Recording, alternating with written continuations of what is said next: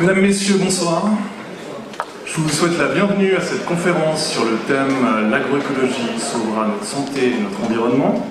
Je m'appelle Julien Taguel, je suis membre de la direction et responsable du département agroécologie de la Fondation Antenna, sise à Genève depuis 30 ans. Nous faisons du développement, de la recherche et de la diffusion de solutions scientifiques, technologiques, économiques et sociales pour les besoins essentiels des populations, selon les principes de développement durable, de justice sociale et d'accès à l'autonomie. Nous concentrons nos efforts sur les domaines de l'eau et de l'hygiène, de l'agriculture, de la nutrition, de l'énergie et de la médecine. Dans ce contexte-là, Céline Perrineau, organisatrice du festival, qui est également la directrice communication de la Fondation Antenna, m'a demandé d'organiser une conférence sur l'agroécologie. J'ai la grande chance et le privilège d'être accompagné par M. François Lefort, qui est docteur S-Sciences, professeur à la Haute École du paysage, de l'ingénierie et de l'architecture de Genève, également député vert au Grand Conseil, et M. Étienne Kuhn, qui est lui le porteur de l'initiative populaire pour une Suisse libre de pesticides de synthèse. Je ne vais personnellement pas parler très longtemps, je vais laisser plutôt la place à mes deux intervenants. Je voulais juste quand même déjà centrer le débat pour qu'on explique pourquoi on est là. Je suis ravi de vous voir aussi nombreux. Je pense que de plus en plus, même les médias se mettent à parler de l'importance fondamentale de l'agriculture dans les deux grandes problématiques face auxquelles nos générations font face, c'est-à-dire la distribution des richesses, qui est évidemment extrêmement problématique, et de deux, la problématique du dérèglement climatique. L'agriculture sacralise ces deux thèmes. Premièrement, nous avons d'une part, sur l'ensemble de la planète, une population paysanne qui est absolument cruciale, tant sur des questions de santé publique que sur des questions de dérèglement climatique, qui sont pour l'instant extrêmement mal rémunérées, ce qui implique aussi une valorisation sociale qui malheureusement n'est pas à la hauteur du rôle sociétal que portent les agriculteurs dans nos sociétés. Et pour vous donner un exemple très concret, les paysans sont de nos jours, surtout dans l'Occident, complètement tributaires de ce qu'on appelle les subventions directes, les paiements directs, qui sont donc cette politique menée autant par la politique agricole commune européenne que par la politique agricole suisse, qui est venue dans les faits compenser la baisse de prix des denrées alimentaires, alors qu'à la base elles étaient prévues seulement pour rétribuer les agriculteurs pour ce qu'on appelle les PER, c'est-à-dire leurs prestations écologiques requises d'entretien du territoire. Et malheureusement dans les faits, ces prestations sont vraiment venues compenser la perte des prix, et on se retrouve dans une situation où malheureusement ces subventions-là sont allouées à la surface, c'est-à-dire à l'hectare, ce qui encourage les producteurs à la réunion parcellaire et à la création de moins en moins d'entreprises agricoles qui sont sur des surfaces de plus en plus grandes, alors que les préceptes agroécologiques nous dicteraient de faire l'inverse, d'avoir un maximum de petites productions extrêmement diversifiées, proches des bassins de consommateurs qu'elles vont essayer de cibler. Voilà un exemple parmi beaucoup d'autres de pourquoi la politique agricole actuelle ne correspond pas du tout aux enjeux réels que nous avons. Et il faut également, sur le sujet sur lequel s'étendra M. Étienne Kuhn, réellement faire prendre conscience à la population les problèmes que nous avons en termes d'enjeux sur la santé publique et le lien qu'il y a direct entre la santé publique et l'agriculture, notamment évidemment l'utilisation de produits issus de la chimie de synthèse. Nous avons aujourd'hui des études scientifiques qui peuvent nous prouver par A plus B les liens de causalité directe entre certaines matières actives utilisées dans l'agriculture et certaines maladies précises que l'on voit de plus en plus augmenter, à s'accroître de manière exponentielle au sein des populations. Concernant le dérèglement climatique, on sait aujourd'hui que l'agriculture est certainement la cause, ainsi que l'outil pour pouvoir régler ce problème principal. Il faut savoir quand même plusieurs facteurs fondamentaux. Premièrement, l'utilisation du sol. Le sol est une ressource non renouvelable. Un sol fertile met plus ou moins, on va dire, 10 000 ans à se former pour 1 mètre à 1,5 mètre. L'agriculture conventionnelle, comme on la connaît en Occident depuis 40-50 ans, ne cesse de détruire notre stock de sol fertile. Et on se retrouve dans une situation actuelle où vous avez en France un bosquet qui reste et à côté la parcelle qui est exploitée en conventionnel et vous avez un seau de sol, vous avez une perte qui est en moyenne de 50 à 80 cm. Donc on a déjà perdu à peu près la moitié de notre capital de sol sur l'Occident. On a également nos stocks de matières organiques fondamentaux pour l'agriculture qui sont en train de dépérir de manière extrêmement dangereuse. Et dans le même temps, la ressource principale sur laquelle nous devrions tous être en train de nous inquiéter, qui est l'eau potable, il faut savoir qu'il y a 70% de l'eau douce mondiale qui est utilisée dans l'agriculture, avec 85% de pertes pour le végétal. Cette deuxième partie de phrase est fondamentale. Ces 85% de pertes pour le végétal, ce qu'on entend par là, c'est que la plante n'est pas capable de capter l'eau avec laquelle on l'arrose, sont majoritairement dues aux modes de production monoculturaux. C'est pour la simple et bonne raison tout à fait logique, même quelqu'un qui n'a rien à voir avec le domaine pourrait comprendre, qui est que vous avez en monoculture un seul étage de culture foliaire au-dessus du sol et un seul étage de culture racinaire en dessous du sol. Quand vous faites de la culture polyculturale diversifiée, comme on l'appelle dans l'approche agroécologique, vous allez avoir des étages de culture autant sous le sol au niveau racinaire qu'au niveau du feuillage qui vont être beaucoup plus disparates et qui vont permettre de récupérer et de garder l'eau dans l'écosystème de manière beaucoup plus efficace. Donc l'importance du changement agricole au niveau de l'eau est absolument fondamentale.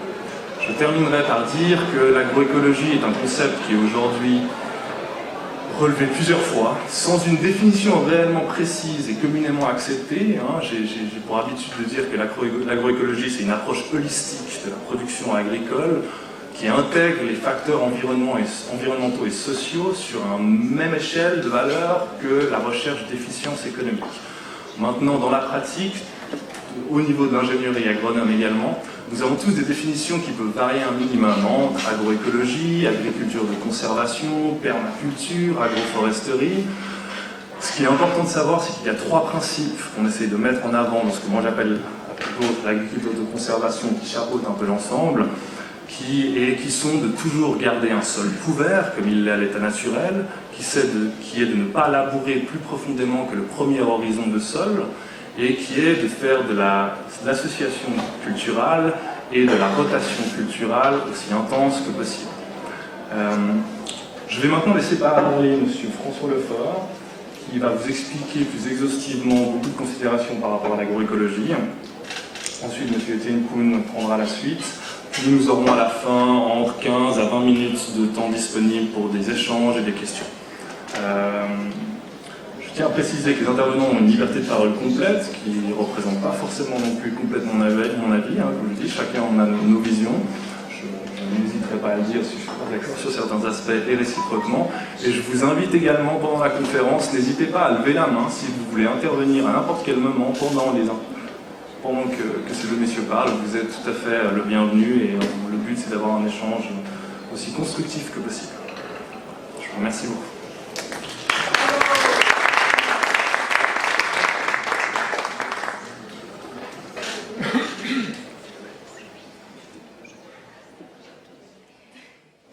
Mesdames et messieurs, bonsoir. Je vous remercie d'être venus d'ailleurs vous faire bourrer un peu le crâne ce soir si tard, après une journée de travail. Et nous allons parler un peu d'agroécologie. Je vois d'ailleurs dans la salle, il y a des gens qui savent un peu ce que c'est. Je vois quelques militants écologistes. Je remarque aussi Liliane de Toledo, que je salue, Jared Jagat, puisque Liliane et ses amis font partie du groupe qui organise l'accueil de la marche paysanne indienne qui part le 2 octobre de New Delhi et qui arrivera à Genève le 26 septembre 2020.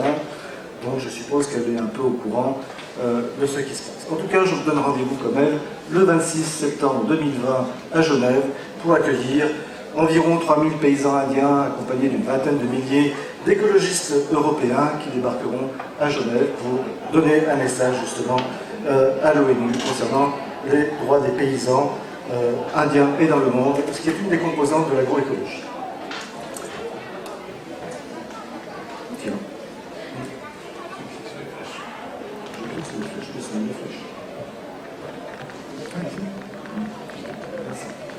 Voilà, alors ça c'était le titre que Juliane m'avait soumis, et en fait, sans lui dire, je l'ai un peu corrigé parce que c'était un titre qui était extrêmement enthousiaste, et nous les scientifiques, on est toujours un peu sceptiques, donc doute.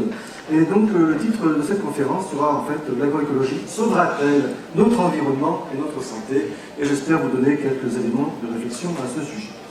Alors, l'agroécologie, c'est quoi d'abord? C'est une approche scientifique d'abord, qui comprend l'étude globale des écosystèmes agricoles et des systèmes alimentaires.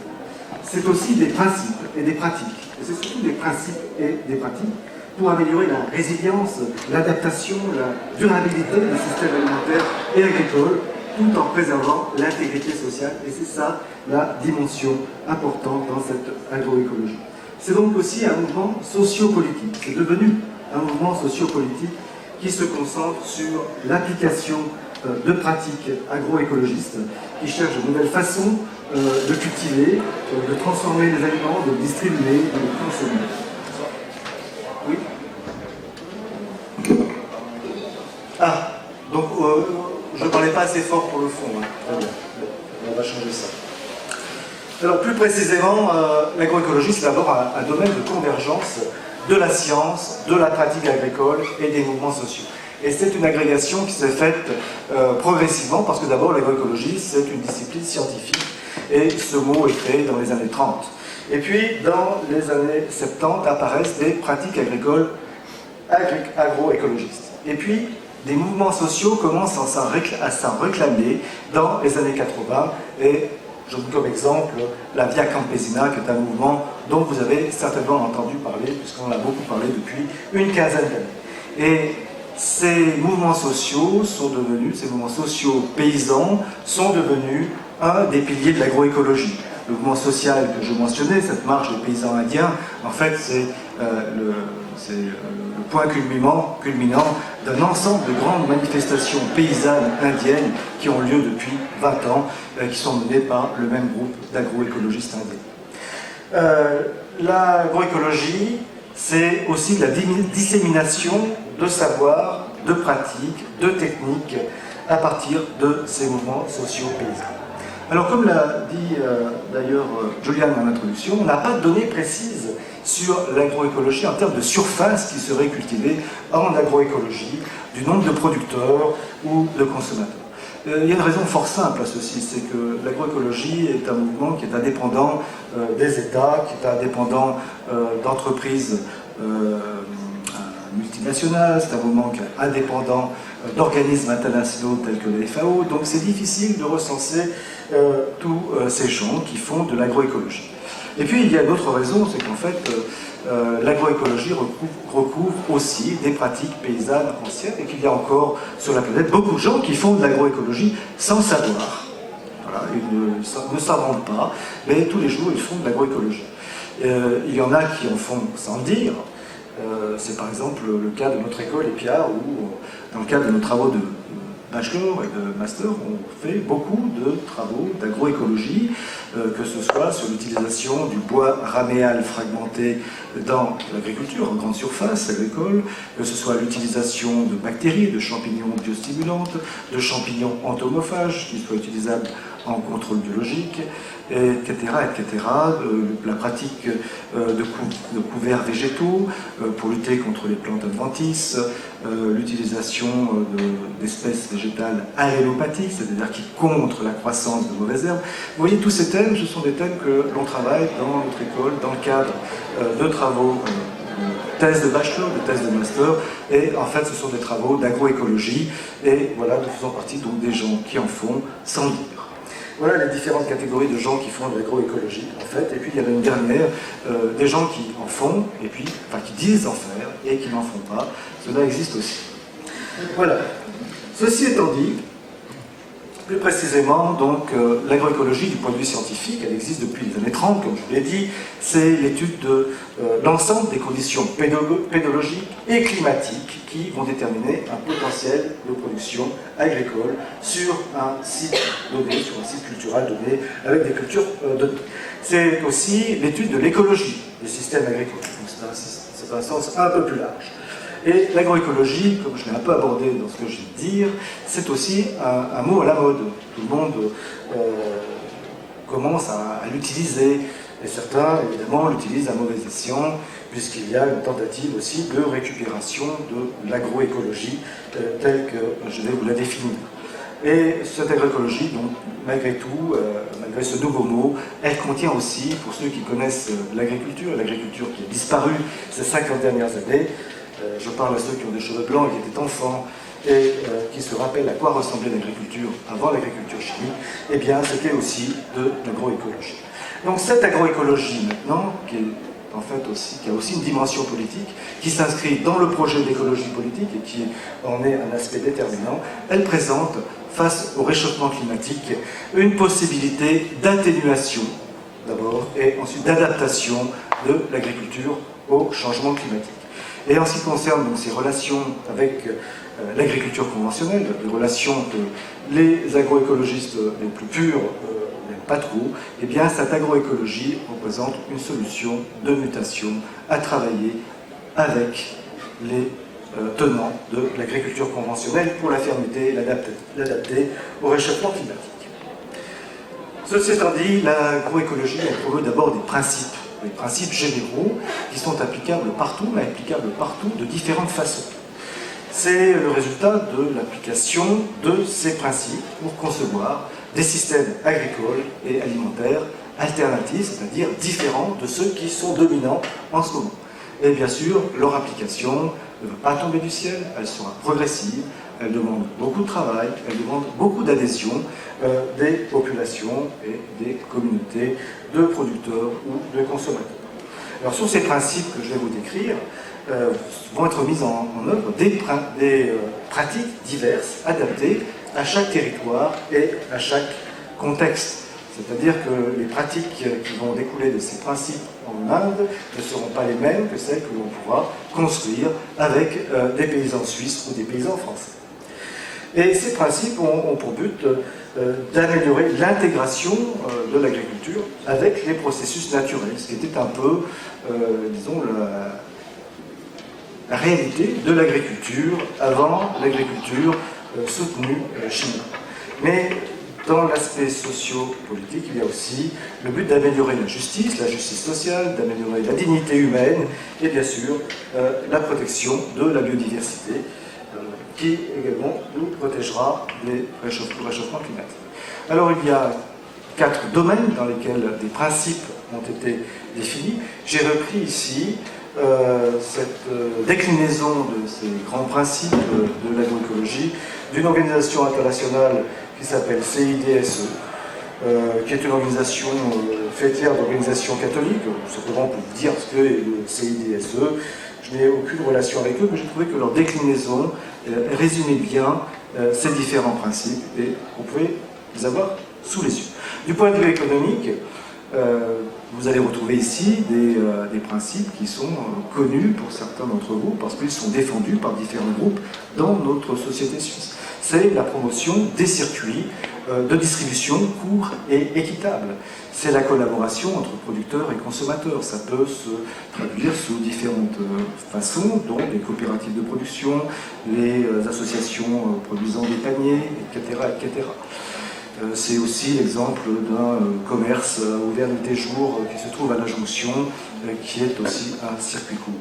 C'est augmenter la résilience de la société par la diversification des revenus agricoles, c'est-à-dire offrir des activités rémunératrices de type divers aux producteurs agricoles.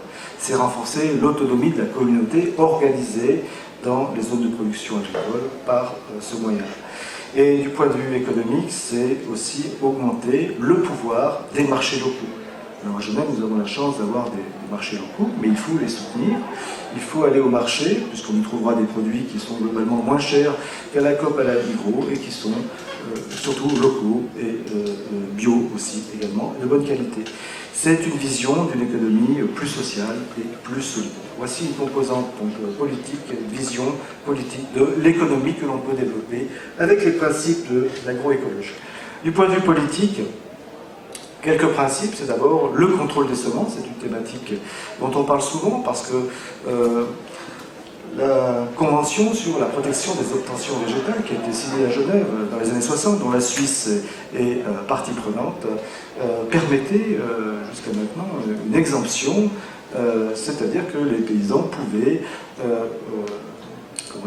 multiplier leurs semences, les réutiliser, les commercialiser. Cette exemption, elle est combattue évidemment depuis quelques années au niveau européen, au niveau mondial, par des grandes multinationales qui sont elles-mêmes productrices de semences et qui n'ont pas du tout l'intention de se laisser voler ces parts de marché par des gens qui continueraient de faire ce qu'ils ont toujours fait, c'est-à-dire la production de semences. Donc c'est évidemment un aspect politique important. Autrement, en deuxième principe, on voit la promotion de formes de gouvernance participative, décentralisée, collective des systèmes alimentaires. Encore une fois, ce sont les exemples de ces réseaux, de ces coopératives, ensuite de producteurs, de ces réseaux de coopératives de producteurs, de distributeurs également. On peut penser à Biocoop, qui est devenue une très grande coopérative de distribution de producteurs bio en France. On peut penser à toutes les initiatives locales que l'on a à Genève ou en Suisse romande concernant la production donc, de denrées alimentaires. Et puis, il y a évidemment l'exigence de politiques de soutien public et d'investissement dans cette direction-là. Pourquoi ? Tout simplement parce qu'il faut remarquer que l'agriculture conventionnelle telle qu'elle existe, elle est largement subventionnée, que ce soit dans le territoire de l'Union européenne ou en Suisse, pour continuer sur un modèle qui n'est évidemment pas celui de l'agroécologie. Donc si l'on veut que les choses changent, il faut imaginer aussi changer la direction des subventions et des ressources publiques investies dans l'agriculture. Et puis, bien sûr, pour notre aspect politique, c'est la participation plus forte des femmes et hommes producteurs et consommateurs à la prise de décision qui les concerne dans le domaine de l'agriculture. En ce qui concerne l'environnement, c'est bien sûr soutenir la résilience, l'adaptation. On peut même imaginer d'abord penser à l'atténuation du changement climatique, qui sera la première chose que l'agriculture devra faire et qui fait partie des scénarios de premier type de la FAO. On parle d'abord d'atténuation. L'atténuation, c'est un mot gentil, mais qui représente pour l'agriculture mondiale des coûts déjà importants pour résister atténuer donc, le réchauffement climatique, avant l'adaptation, qui est le deuxième niveau de scénario de la FAO, dans lequel on voit que l'agriculture va être obligée de recevoir ou d'investir de façon extrêmement importante pour s'adapter justement au réchauffement climatique. C'est dans l'environnement des principes pour protéger, nourrir la biodiversité et les sols, dont Julien a parlé tout à l'heure. C'est donc bien sûr supprimer l'utilisation et la dépendance aux intrants chimiques, y compris les pesticides de synthèse dont Étienne Kuhn vous parlera tout à l'heure. Et dans lequel, par exemple, aussi bien la diversité, les sols, la dépendance aux intrants chimiques, nous développons nous-mêmes nos activités avec nos étudiants pour de nouvelles propositions qui arrivent à faire leur chemin vers l'agriculture, puisque nous travaillons en collaboration, par exemple, avec le Cercle des agriculteurs de Genève, qui n'est pas un club d'agriculture bio, comme vous le savez, mais qui s'est lancé avec nous dans la commercialisation de bactéries et de champignons biostimulants que nous avons développés à EPIA, à Genève. Et bien sûr, ensuite, un des principes de l'agroécologie qui s'applique dans l'environnement, c'est l'intégration des écosystèmes agricoles, c'est l'intégration des différents éléments, c'est les plantes et les animaux. Et évidemment, là, j'ai prononcé un mot qui risque de ne pas plaire à certains, animaux. Il est clair que l'agroécologie, comme l'agriculture biologique, elle dépend aussi des animaux que nous élevons. Il ne peut pas y avoir d'agroécologie ni d'agriculture biologique sans les animaux avec lesquels donc l'humanité a vécu depuis à peu près 15 000 ans. Il reste quelques principes socio-culturels de l'agroécologie, c'est la promotion des échanges entre paysans pour le partage des savoirs. C'est une chose qui est importante parce que partager le savoir, c'est partager les recettes qui fonctionnent, c'est des discussions, c'est des réunions, c'est observer des essais, ce qui se passe de plus en plus, qui est organisé d'ailleurs par des organisations paysannes, des organisations de libéralisation agricole. Et c'est ici qu'on peut faire changer des façons de voir. Il est assez difficile de faire changer des fois les paysans, mais rien n'est mieux que l'exemple du voisin qui a un succès avec une certaine technique. J'étais en Kosovo, en République de Kosovo le mois dernier, et discutant avec des gens qui ont développé la seule entreprise de vente de produits alternatifs de l'agriculture, ils se heurtent à des gens d'une certaine génération qui On dit qu'ils ont toujours fait comme ça et qu'ils n'en changeraient pas. Ben, c'est ça le problème, il faut changer. Et donc l'histoire de promouvoir des échanges entre paysans, de voir des essais qui fonctionnent, c'est une façon de faire changer les choses. Renforcer les producteurs, les communautés locales, la culture, le savoir, la spiritualité, ce sont évidemment tout un tas d'activités qui contribuent à installer l'agroécologie. Renforcer la culture, le savoir, c'est aussi renforcer la présence de populations dans les campagnes, c'est réhabiliter les campagnes, c'est aussi maintenir des cultures, maintenir des histoires, maintenir des chansons et des langues. Et ça fait partie de l'agroécologie partout sur la planète, même si nous sommes une région qui a été un peu appauvrie sur ce plan-là. Je parle de la Suisse romande, où une partie de ces cultures, les savoirs paysans, ont disparu très rapidement. L'agroécologie, c'est aussi la promotion pour les populations citadines d'une alimentation saine, donc qui passe par des moyens de production sains. Et c'est en partie donc le but de l'agriculture biologique, de promouvoir cette alimentation saine. Et enfin, c'est de promouvoir la diversité et la solidarité entre les personnes, l'autonomisation des femmes et des jeunes. Et c'est donc aussi des objectifs très idéalistes, très ambitieux, mais qui parlent d'une société plus pacifique, au sens de ce que défendent d'ailleurs les paysans gandhiens. C'est le pacifisme qui est d'ailleurs la force motrice de ces paysans-là pour une vie plus agréable ensemble. Voilà, ceci étant dit, voilà. Passant donc ces principes que j'ai rappelés pour certains et que d'autres ont découvert, je vais maintenant vous donner quelques exemples de ce que peut être l'agroécologie pratique, avec des exemples issus d'expériences étrangères ou suisses. Ici, on va regarder quelques exemples. C'est d'abord une expérience sur des tomates en plein champ, mais comme vous le remarquez, c'est une expérience à long terme qui dure depuis 1994 jusqu'en 2012 et qui permet de comparer des productions de tomates plein champ en agriculture conventionnelle, c'est-à-dire soutenues par des intrants chimiques, des pesticides, une production en rotation et des légumineuses pour réduire les engrais chimiques et une production biologique. Et là, il est clair que si l'on comparait une seule année, une mauvaise année, le bio serait très très peu performant par rapport au conventionnel, et puis l'autre année, c'est le contraire. Mais il faut regarder sur la tendance. Sur la tendance, on voit quasiment pas de désavantage du bio. Il y a certaines années où il produit moins, mais globalement, ça reste encore dans des rendements qui sont en tonnes par hectare assez conséquents. Et la grande différence de ceci, c'est quand on compare au conventionnel qui a été soutenu par des coûts d'investissement en produits chimiques, en pesticides, eh bien on voit que le bio a un grand avantage, même si le bio aussi, il faut le dire, requiert plus de travail. Plus de travail, c'est pas forcément un désavantage, parce que plus de travail, c'est aussi plus de gens dans les campagnes, en particulier donc, dans tout un tas de pays où la paysannerie existe encore, parce que Julien l'a aussi un peu abordé, la paysannerie actuellement sur la planète, c'est quand même 46% de la population active qui est occupée dans l'agriculture, et qui devrait évidemment, dans l'idéal, y rester, plutôt que de remplir de gigantesques villes dans le futur. Si l'on regarde la figure en bas des fréquences cumulées de rendement, on s'aperçoit qu'en fait, le bio est même lui-même sur la longueur un peu supérieur au conventionnel. Et c'est une bonne nouvelle, mais vous verrez cette bonne nouvelle dans d'autres travaux que je vais vous présenter ensuite. Ici, nous avons maintenant le compte-rendu d'une expérience en Suisse qui est une expérience qui a duré 21 ans, c'est l'expérience DOC, qui est peu connue, mais qui est particulièrement intéressante.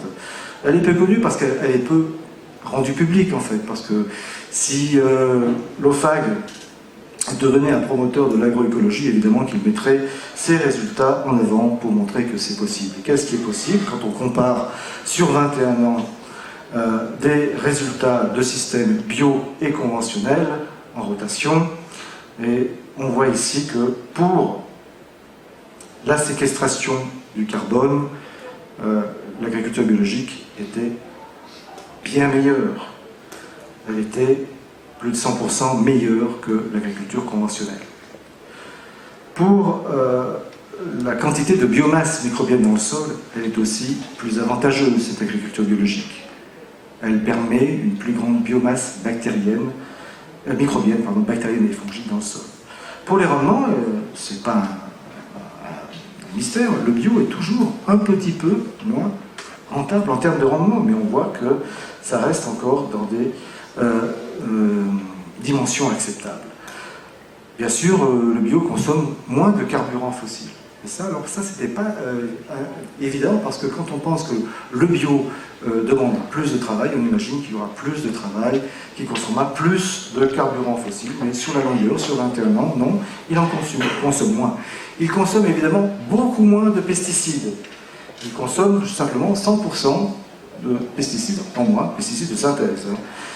Il consomme moins d'engrais minéraux d'origine chimique, c'est-à-dire qu'il y a besoin de moins de potassium, moins de phosphore, moins d'azote minéral et moins d'azote total qui contient aussi l'azote organique. Donc, globalement, le bio a un très grand avantage sur le conventionnel. Et c'est ça le secret de Polichinelle de l'agriculture européenne ou des pays de l'OCDE, c'est de cacher la vérité, c'est que le bio est quelque chose de jouable. Ce que dit la FAO depuis 2008, puisqu'elle a lancé d'ailleurs une grande action sur l'agriculture biologique au niveau mondial. Ceci étant dit, on peut voir des exemples aussi particuliers. Là, je vous ai montré une expérience qui durait sur 21 ans. Ici, je vous montre une expérience qui était plus courte, qui était en riziculture. C'est l'association de culture avec des animaux qui vont contribuer à éliminer d'autres animaux ravageurs. Alors, en riziculture, la riziculture, ça se pratique en milieu humide, voire très humide, dans des systèmes où on sait gérer l'eau. Et donc les problèmes importants sont des escargots, des asticots et des sauteriaux. Qu'est-ce que c'est les sauteriaux? Les sauteriaux, c'est une espèce de criquet. Une espèce à part de criquet, enfin non, un type de criquet.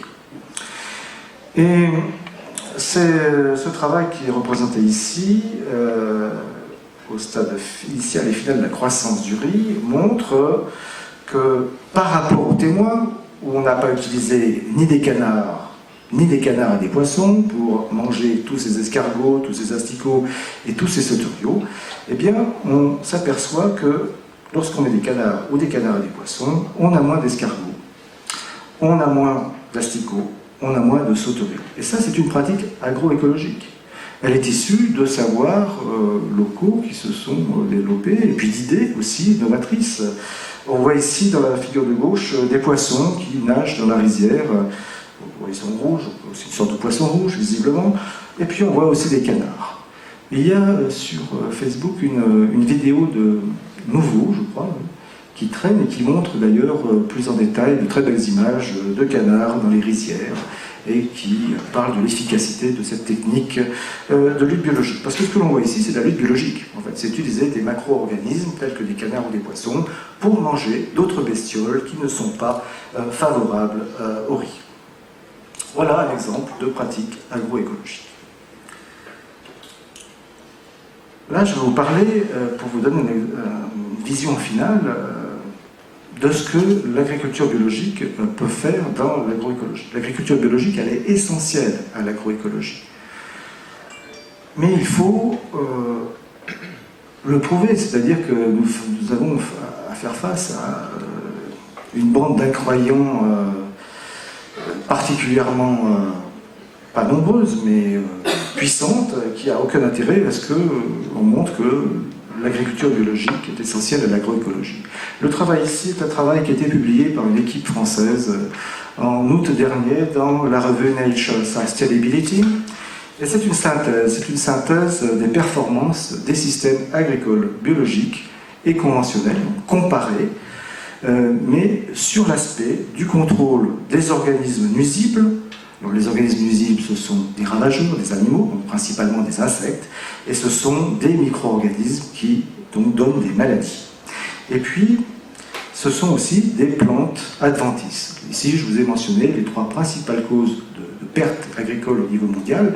Ces 3 causes de pertes représentent chaque année, mondialement, pour l'agriculture mondiale, l'équivalent de ce qui est produit. C'est-à-dire que si on arrive à les supprimer totalement, ce qui serait un idéal chimique assez intéressant, eh bien, on pourrait produire plus en supprimant toutes les causes de pertes. Dans ce travail-là, ces chercheurs français ont récupéré un très très grand nombre de données de comparaison, on appelle des méta-analyses, entre des systèmes agricoles conventionnels et des systèmes agricoles biologiques partout sur la planète. Et évidemment, ils ont trouvé plus de données publiées sur l'agriculture européenne, mais quand vous voyez la carte, vous voyez qu'il y en a aussi pas mal en Amérique du Nord, un peu en Amérique du Sud, un peu au Moyen-Orient, et puis il y en a très très peu partout ailleurs. Ça ne veut pas dire qu'ailleurs il n'y en a pas de ces études-là, ça veut dire qu'elles ne sont pas forcément publiées, voilà, tout simplement. Et donc, au total, on ne parle pas de rien, là, on parle de 2 méta-analyses qui, au total, représentent, donc j'ai fait une erreur, c'est pas dans la fin 1134, c'est 134 études, mais à la fin, on parle de près de 800 comparaisons, c'est-à-dire 800 études de comparaison de l'agriculture biologique et de l'agriculture conventionnelle en regard des causes de pertes agricoles. Et c'est un travail qui est emblématique, dans le sens où il va montrer plusieurs choses. Ici, en résumé donc, de la compilation de ces centaines d'études de comparaison, vous avez ici un diagramme dont le 0 se trouve au milieu, et tout ce que vous avez à droite de la barre centrale, donc qui est dans la zone positive de cet indice D de Edge, indique un plus haut niveau de contrôle biologique en agriculture biologique par rapport à l'agriculture conventionnelle. Donc on voit ici en fait que l'agriculture biologique elle a de nombreux avantages sur pratiquement toutes les causes de peste. Donc en type d'organismes nuisibles, vous avez les 3 grands types. Alors, vous voyez que la gamme est assez large pour les mauvaises herbes. Weed, ce sont les mauvaises herbes. Hein. Ce n'est pas la weed que l'on fume. Weed, c'est une mauvaise herbe, comme le cannabis d'ailleurs en est une aussi. Et on voit que sur toutes ces études, et il y a des études qui montrent que c'est moins bon au biologique, mais que majoritairement c'est aussi meilleur. C'est ça, donc la compilation de ces comparaisons. Concernant les animaux, ça semble être meilleur en biologique. Concernant les maladies, eh ben, c'est partagé. Donc la moitié de la grande barre orange concernant les pathogènes se trouve en dessous de la barre verticale de 0, donc à gauche et à droite. Et puis ensuite, on voit qu'ils descendent plus en détail dans ces comparaisons. Ils regardent le type de culture, est-ce que c'est des cultures pérennes, est-ce que c'est des cultures annuelles. Et dans les 2 cas, de toute façon, l'agriculture biologique semble être meilleure pour le contrôle biologique. De même que en conditions expérimentales ou en conditions réelles de ferme, c'est encore bon, même si l'expérimental évidemment peut souffrir d'infériorité par rapport pour le bio, par rapport au conventionnel. Si on regarde maintenant l'impact de la gestion de ces organismes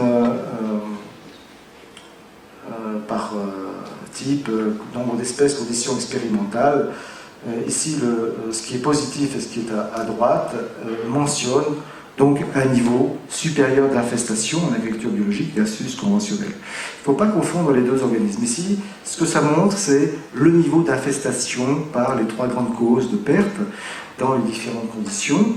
Ça veut dire qu'il y en a plus ou il y en a moins. Si nous sommes à droite de cette barre verticale centrale, ça veut dire qu'il y a plus dans l'agriculture biologique. C'est évidemment un peu contre-intuitif avec la diapositive précédente qui vous montrait que le contrôle biologique était meilleur. Mais il est meilleur dans des conditions où il y a plus ou moins de ces causes-là. Alors si l'on regarde au niveau donc, de l'impact, eh bien on voit que pour la gestion l'infestation des animaux ou des pathogènes, elle est moindre en biologique, alors que bien sûr les herbes, les mauvaises herbes, elles sont beaucoup plus présentes et beaucoup plus problématiques en agriculture biologique. Elles sont aussi, l'infestation est beaucoup plus importante dans les cultures pérennes que dans les cultures annuelles. elle est à peu près de niveau égal, que ce soit dans les fermes, dans la réalité, ou dans les conditions expérimentales. Et puis, voilà, c'est tout ce qu'on peut en tirer pour simplifier de ce système. Mais en résumé, ce qu'on peut tirer de cette fantastique étude de comparaison, de centaines d'études de comparaison de culture, enfin d'agriculture biologique et conventionnelle, c'est d'abord qu'en comparaison de l'agriculture conventionnelle, l'agriculture biologique favorise le contrôle biologique des organismes nuisibles. Et c'est une bonne nouvelle. C'est une bonne nouvelle, mais il faut le dire.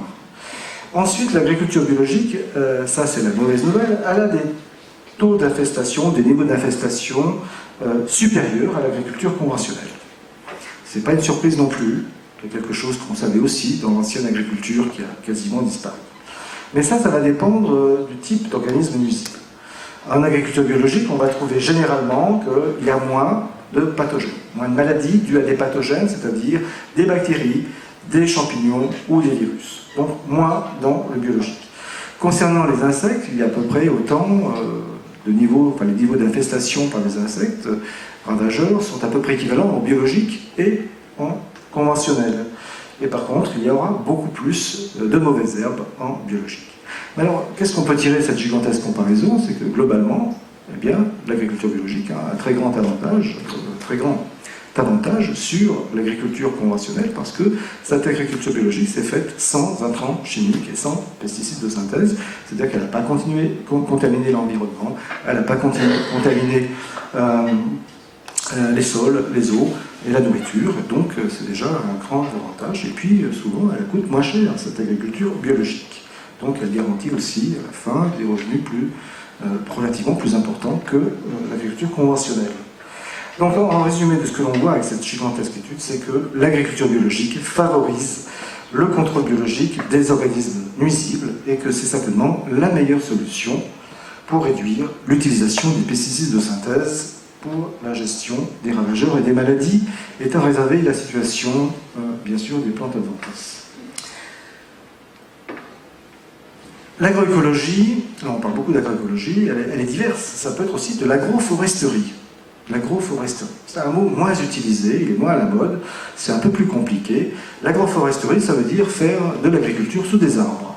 Et ça peut être extrêmement intéressant, ça peut même être extrêmement nécessaire. Alors je ne vais pas vous faire une grande conférence sur l'agroforesterie, mais il faut savoir que c'est un élément de l'agroécologie. Et ici, je vais juste vous montrer un exemple d'un travail que nous menons depuis 2 ans, d'abord avec un de mes étudiants et l'Institut de recherche agronomique de l'Équateur sur du café. Et maintenant, avec une collègue de la Haute École d'Agronomie de Berne, évidemment, nous travaillons conjointement à 3 équipes sur ce sujet, qui est l'intégration de la problématique des organismes nuisibles dans une expérience d'agroforesterie qu'il mène depuis maintenant 4 ans. Ici, je vous présente une bestiole qui s'appelle Xylandrus morigenus. C'est l'affreuse bestiole qui se trouve à droite. Elle est très très grosse, mais en fait, en réalité, elle est plus petite. C'est le principal ravageur du café. C'est le scolite brun du café. Et nous avons évalué sa présence dans différentes conditions. À gauche, dans des conditions d'ombrage, c'est-à-dire sans ombrage, qui est la condition dans laquelle on cultive majoritairement le café sur toute la planète. Donc le café est une plante de sous-bois, mais on la cultive en plein soleil et en plein champ pour des questions de rendement. Évidemment, c'est beaucoup plus facile à cultiver en plein champ, c'est plus facile à traiter. Mais ce qu'on voit par rapport à toutes les modalités d'ombrage qui se trouvent à droite, c'est des ombrages par différents types d'arbres, on voit qu'il y a plus de ce ravageur dans le café plein soleil. Dans le café plein soleil, vous en aurez parce que vous utiliserez beaucoup d'insecticides. On voit qu'on peut en fait réduire l'infestation par justement l'ombrage, que ce ravageur est moins présent dans les plantations de café ombrées. À droite, vous voyez une autre déclinaison de cette expérience, c'est des pratiques agricoles. IC, c'est conventionnel intensif, c'est-à-dire avec tout l'arsenal de produits chimiques. MC, c'est le conventionnel modéré. IO, c'est la culture biologique intensive et LO, la culture biologique de basse intensité. Et en fait, on voit que dans les modalités biologiques, il y a moins de cet insecte ravageur. Ça, c'est une donnée intéressante. Ça, c'est de l'agroécologie. C'est par des pratiques, par exemple, utilisons de l'ombrage en culture biologique. C'est simplement ne plus avoir besoin de pesticides chimiques, tout simplement parce qu'on va favoriser les ennemis naturels de cet insecte, tout en aussi lui fournissant des conditions qu'il n'aime pas. Le xylandrus, ici, préfère évidemment le soleil que l'ombre. Voici un exemple, et cette étude que nous menons avec nos collègues équatoriens est beaucoup plus complexe. Je vous montre juste un petit élément intéressant, mais la plus grande surprise que nous avons eue, c'est de voir que les modalités biologiques étaient plus rentables que les modalités conventionnelles et surtout plein soleil. Voilà, je mentionne juste ceci parce qu'en général, la plupart du café que nous buvons un peu partout, en particulier dans les cafés genevois, c'est du café plein soleil. Voilà, je dis ça juste comme ça. Hein. Oui, monsieur. Vous parlez de rentabilité financière aux paysans. Non, je n'ai pas parlé de rentabilité financière. Je parlais de rendement en quantité. Oui, en quantité. Ce qui, généralement, se traduit aussi par plus de revenus, surtout si vous êtes en basse intensité organique, enfin biologique, qui est évidemment moins coûteuse que le biologique intensif ou que le chimique intensif. Ceci étant dit, on en vient donc au dernier élément du titre, et la santé. Puisque Julien fait partie de ces gens extrêmement enthousiastes qui pensent que tout va être résolu, y compris les problèmes de santé. Avec l'agroécologie, ce n'est pas le cas, parce que l'agroécologie, évidemment, qu'elle va fournir beaucoup d'avantages. C'est moins de pesticides de synthèse, ça sera moins de fertilisants chimiques, c'est moins de dépendance aux carburants fossiles, c'est bien, mais ça ne sera pas suffisant pour la santé, parce que votre santé, elle ne dépend pas seulement de l'agriculture, elle dépend aussi de la contamination par les molécules chimiques industrielles. Et je vais en parler maintenant, parce que pour l'agriculture, Étienne Couve vous en parlera. Il faut juste se rappeler que depuis le début de la chimie industrielle à la fin du 19e siècle, on a créé environ 60 millions de molécules, et que beaucoup de ces molécules sont encore dans l'environnement. Certaines ont été produites en très grande quantité. Je vous parle de certaines molécules particulières qui font partie de ces micropolluants dont on commence à s'inquiéter. On s'en inquiète tellement qu'au niveau fédéral, la Confédération a pris évidemment des mesures pour que nous puissions obtenir une eau potable rapidement dans le futur, qui soit absolument exempte de micropolluants. Pourquoi ces micropolluants sont dangereux? Parce que certains peuvent être extrêmement dangereux pour le développement et la santé humaine. C'est le cas des perturbateurs endocriniens. Alors, s'il y a des jeux de mots dans la salle, ils se rappellent de la polémique sur le perchlorate qui a contaminé des puits à partir desquels on utilise l'eau pour l'agriculture genevoise. Et ces légumes étaient également contaminés, ce qui a amené l'État de Genève à réagir très rapidement, sans connaître forcément la cause d'origine de ces perchlorates qui contaminaient les puits. Ça a été donc de les fermer, de changer les sources d'eau pour que l'agriculture genevoise puisse disposer d'une eau sans perchlorate. Le perchlorate, c'est quoi? C'est un perturbateur endocrinien. C'est une molécule industrielle, la problématique est connue dans l'hémisphère nord, en Europe, aux États-Unis. C'est une molécule qui est issue de différents types d'industries, y compris l'industrie de l'armement. Et elle a contaminé de nombreux endroits, et il y a donc des solutions pour essayer de produire une eau qui soit dépourvue de ce perturbateur endocrinien. Alors rassurez-vous, à Genève, il n'y a plus de perchlorate dans les eaux potables, puisqu'on a supprimé donc l'accès des puits contaminés à l'agriculture. Mais un autre sujet qui est encore moins connu que ce que je viens de mentionner, ce sont d'autres perturbateurs endocriniens qui sont beaucoup plus nombreux. On parle ici des PFAS. Alors, de long en long, ce sont les substances alkylées, poly et perfluorées. Alors rappelez-vous-en, parce que ce n'est pas connu du public, mais il y a la pollution de l'eau potable, des sols, des eaux de ruissellement et de l'alimentation par ces PFAS. Ces PFAS, elles sont environ 3000 molécules différentes. Il n'y en a que 2 qui ont été interdites en 2015 sur ces 3000-là, et on les trouve partout sur la planète. On les trouve partout parce que c'est des utilisations industrielles et militaires, et on les utilise aussi comme dans la lutte contre les incendies, dans les emballages de nourriture, ce qui est plus inquiétant. Il y a une déclaration de Madrid de 2014 qui est issue d'un groupe de scientifiques qui essaie d'alarmer sur le problème de ces molécules-là et qui demande leur interdiction totale, leur utilisation, l'interdiction de leur utilisation, de leur production. Pourquoi? Parce que ce sont de véritables perturbateurs endocriniens. Alors, perturbateurs endocriniens, ça veut dire quoi? Ça veut dire qu'évidemment, ça va interagir avec votre système hormonal. Mais ça va aussi, surtout, agir avec le développement de l'embryon. Ça va agir avec la thyroïde de la mère, avec la thyroïde de l'enfant. Ça va induire des problèmes de développement de l'enfant et en particulier de son cerveau. Et on estime actuellement que ce que l'on observe en Europe, cette baisse du quotient intellectuel, est due en particulier à des pollutions par des micropolluants et en particulier par des perturbateurs endocriniens.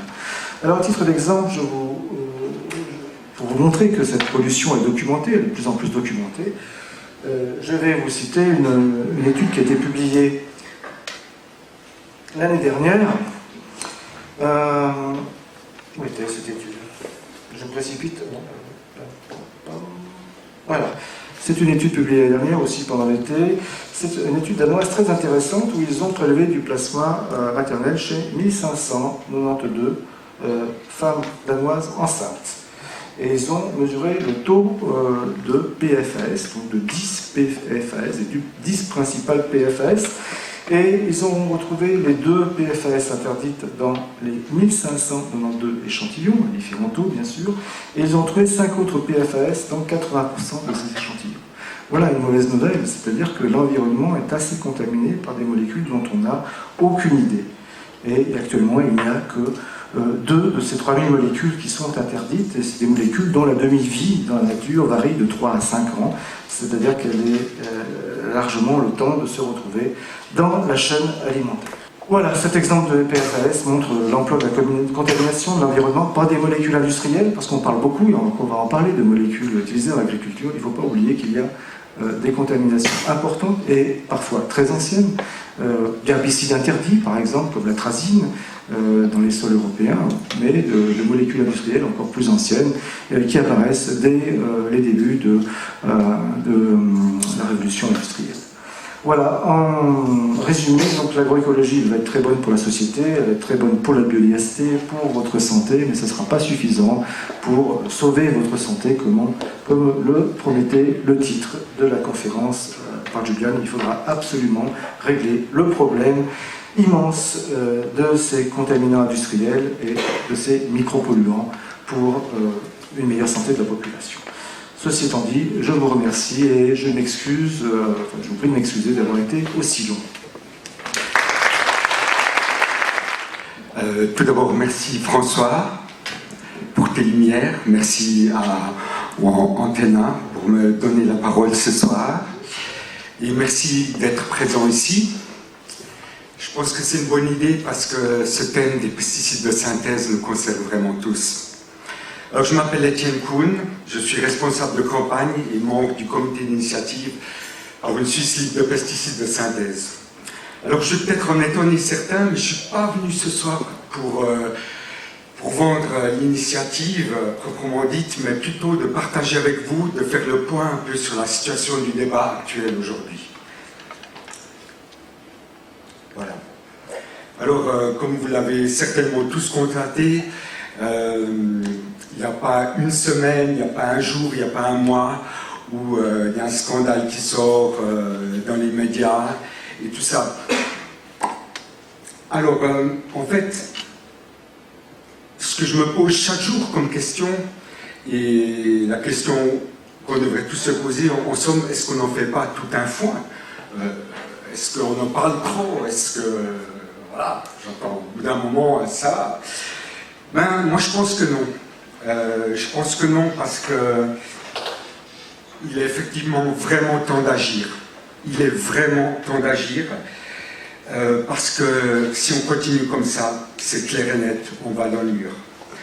Et il est temps d'agir et il faut agir parce que certains dégâts vont être irréversibles.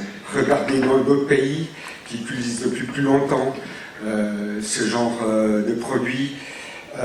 Pensez aussi que plus on agit vite, moins les coûts seront exorbitants.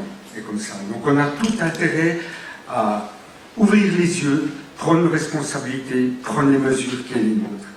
Et quand je parle d'agir, c'est pas que les paysans ou les politiques, mais c'est l'ensemble global de la société.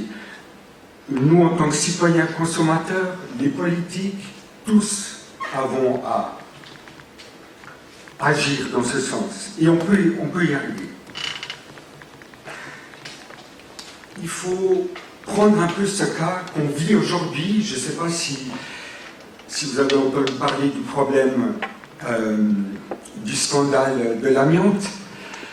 Sans mélanger un petit peu les deux, mais c'est un petit peu ce qu'on vit aujourd'hui, il y a 20 ans en arrière. Il y a 20 ans en arrière, on se disait, il n'y a pas trop de problème, on s'en fout, tatati, tatata. Aujourd'hui, c'est un petit peu la même chose. On a tendance à minimiser les risques, à fermer les yeux, et vous avez vu le résultat avec l'amiante, et comme ça. Et une petite chose, on a supprimé l'amiante, mais n'oublions pas, ça ne nous a pas empêché de construire des maisons. Donc c'est un petit peu le même rapprochement en se disant, mon Dieu, si on arrête de travailler avec les pesticides de synthèse, mon Dieu, c'est la fin du monde, on va mourir de faim. Eh ben non. Bien sûr qu'il y a des challenges, bien sûr qu'il y a ça va exiger des changements de système, de société. Mais je crois qu'on va tous en sortir gagnants là-dedans. Voilà. J'espère. Excusez mon accent. Voilà. Donc, le débat d'aujourd'hui, où il en est. Moi, je constate modestement qu'en fait, tout le débat, que ce soit politique, médiatique ou comme ça, se concentre sur l'agriculture. Eh bien, moi, je dis que c'est injuste. Et c'est faux. Parce que le problème des pesticides de synthèse, il faut le voir d'une façon globale. Bien sûr que l'agriculture a sa part de responsabilité, mais n'oublions pas, les particuliers les utilisent, les CFF les utilisent, etc., etc.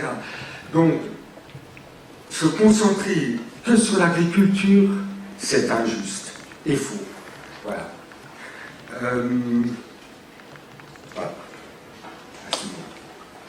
Au niveau des votations, l'année prochaine, le peuple suisse, nous, moi, tout le monde, on va avoir cette chance unique, et je pèse mes mots parce que je suis en contact avec des députés, des citoyens du monde entier, et tous me disent quelle chance vous avez de pouvoir voter sur les pesticides de synthèse. Quelle chance! Soyez conscients, nous sommes l'unique pays sur cette magnifique terre qui avons la possibilité l'année prochaine de dire oui ou non, et de décider de notre propre destin et de choisir si on veut aller dans une agriculture durable ou si on veut continuer à nous empoisonner. Voilà, excusez-moi. Donc, pour vous dresser un petit peu faire un résumé un petit peu de ce qui se passe, en fait, vous aurez trois propres positions à débattre l'année prochaine. Vous avez la nôtre, pour le suicide des pesticides de synthèse, vous avez l'initiative Eau propre, qui est peut-être un peu moins connue ici, mais qui vient de la Suisse allemande, qui est aussi un mouvement citoyen. Et puis il y a le fameux plan AGRA, merci beaucoup, 22 proposé par la Confédération et soutenu par l'USP, comme ça. Voilà. Alors, ce que j'ai envie de dire, et puis ce que j'aimerais souligner là derrière, c'est que fondamentalement, toute mesure, tout pas allant dans ce sens-là est excellent.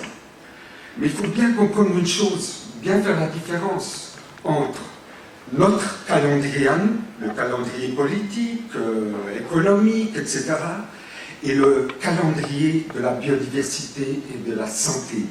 C'est deux choses qui sont différentes. C'est deux choses qui, je dirais, ont des focus différents et aussi des attentes différentes. Donc, qui est important quand vous aurez à voter sur l'un, sur l'autre, c'est de vous dire que on ne peut plus attendre maintenant. Il faut absolument qu'on agisse. Et aujourd'hui, on sait, grâce au progrès de la science, que, j'en parlerai après, qu'aujourd'hui, il faut absolument se poser la question, est-ce que ces mesures, que ces initiatives, que ce soit l'AGRA, nos propres ou la nôtre, sont suffisamment nécessaires, suffisamment aptes, répondent aux questions fondamentales du problème de la biodiversité et de la santé humaine. C'est ça la question fondamentale que vous devez vous poser. D'accord? Parce qu'il y a des mesures partout, mais est-ce qu'elles vont suffire? Ça, c'est la question que vous devez poser. Ouais. Comme je vous l'ai dit, il faut comprendre que il y a 10 ans en arrière, on en savait beaucoup moins. Les politiques en savaient beaucoup moins, la recherche en savait beaucoup moins. La recherche a énormément évolué grâce à des gens comme François et bien d'autres et tout ça. Donc aujourd'hui, on est en mesure de savoir, de comprendre mieux les effets des choses. Je crois que le but n'est pas de critiquer puis de dire, de voir dans le passé, mais le but c'est que maintenant, avec les informations qu'on a aujourd'hui, et c'est le but, c'est notre travail, c'est mon travail en tant que chef de campagne, c'est d'informer les gens sur les dernières, know-how, sur ce qu'on sait en fait au niveau des recherches et tout ça. D'accord? Par exemple, au niveau de la santé, on disait toujours avant, ouais, mais c'est la dose qui fait le poison. C'est pas faux, oui, bien sûr. On peut mourir si on boit beaucoup trop d'eau d'un coup, bien sûr. Mais aujourd'hui, on sait, et ça c'est fondamental ce que je veux vous dire. Il y a non seulement la dose, mais il y a aussi la durée d'exposition. La durée d'exposition.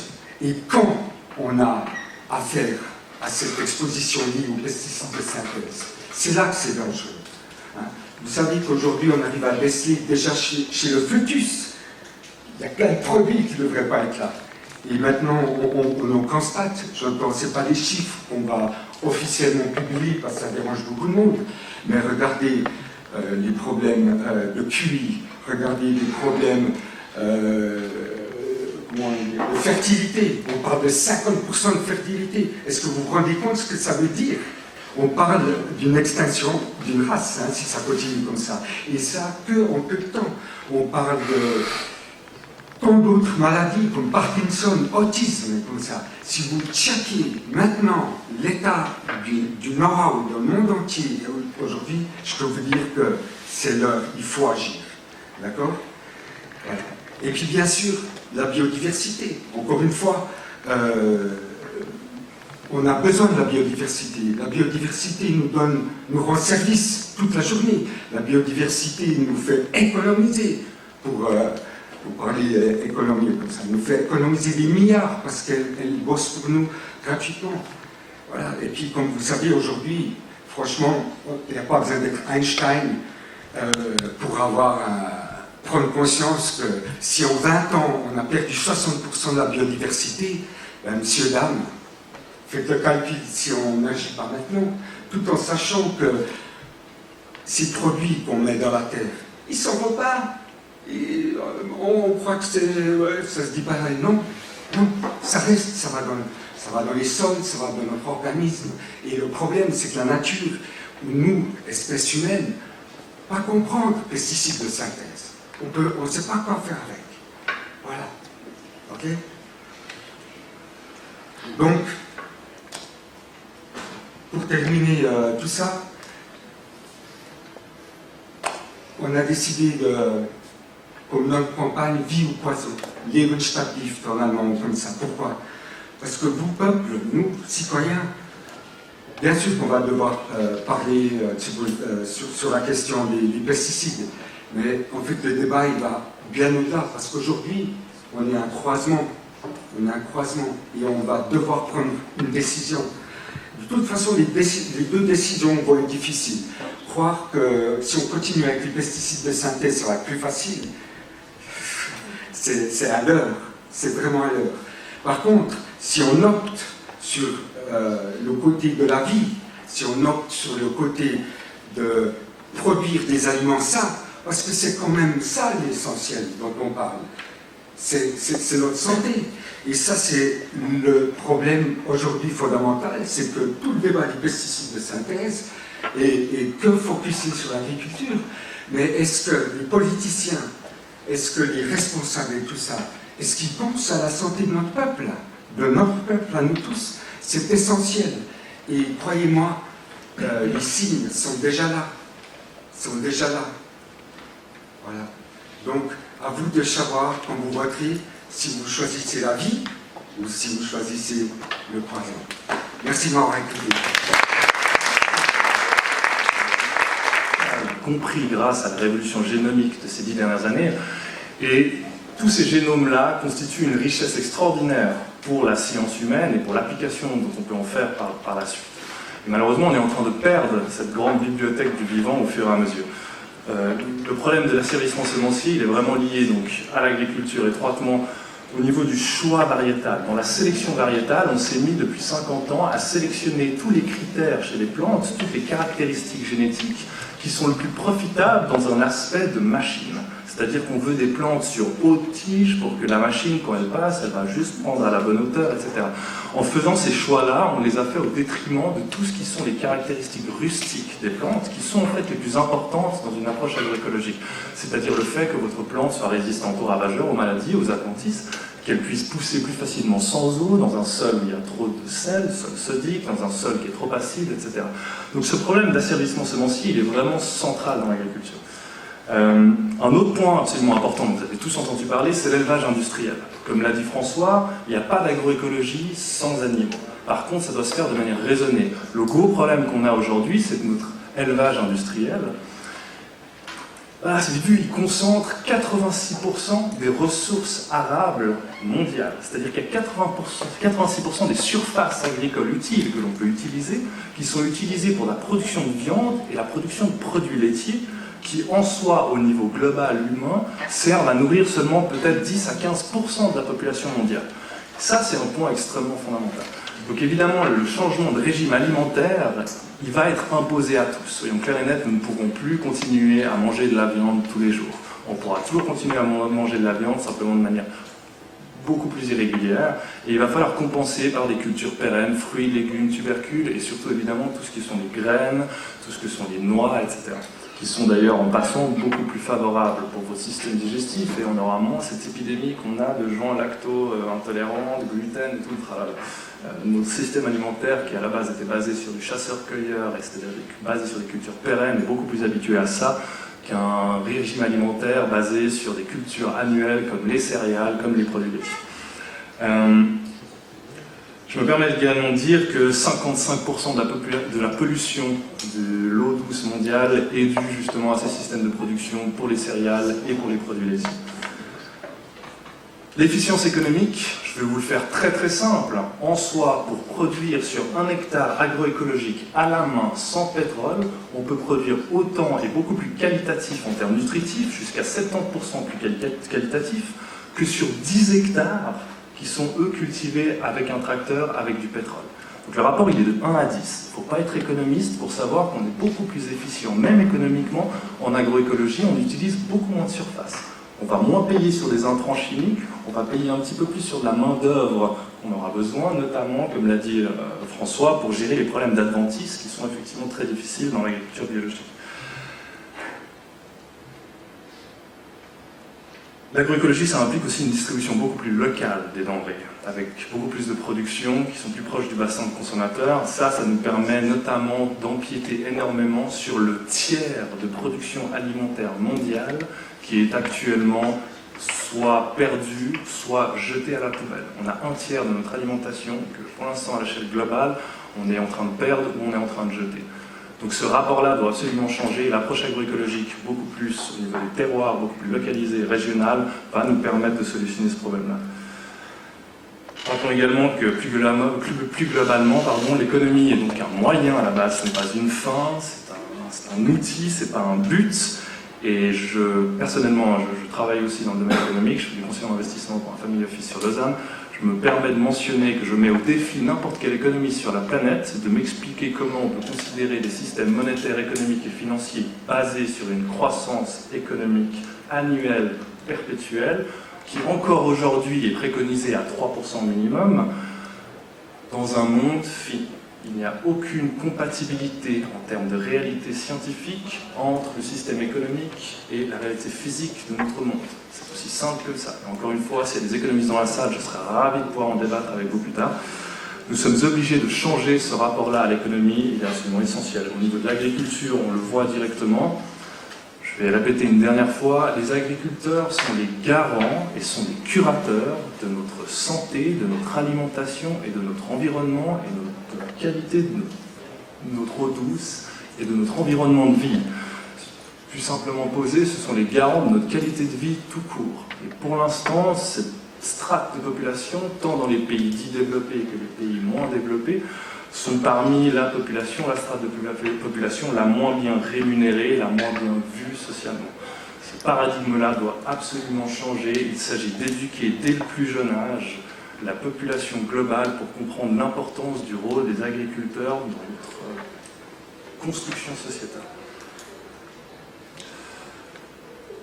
Je vais terminer là-dessus. Il me semble, Céline, dis-moi, on se fait virer dans 2 là ? Donc, si vous voulez poser des questions, ce que moi je vous conseille, nous serons les 3 dehors juste là. Venez nous voir, s'il vous plaît. S'il y a plusieurs questions en échange et que ça peut en intéresser d'autres, on va faire de notre mieux pour créer un petit amphithéâtre, un peu do-it-yourself par dehors. Monsieur, vous avez l'honneur d'une question. Une question. Bien sûr. C'est qu'on parle vraiment du pays pour ce qu'on fait.